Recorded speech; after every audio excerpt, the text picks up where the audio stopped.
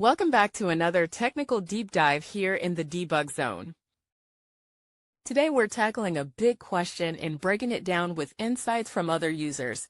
Hopefully this clears up some misconceptions and helps you get the answer you need. So buckle up, stay a little curious, and let's jump right in.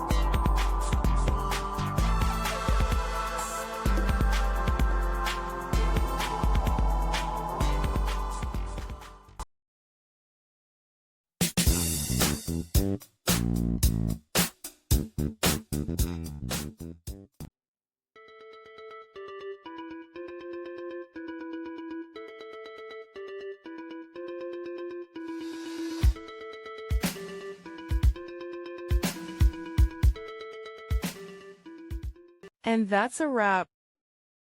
I hope you found the answer you were looking for. If you did, take a second to hit that subscribe button. It really helps out.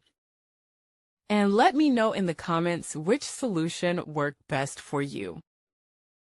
See you next time in the debug zone.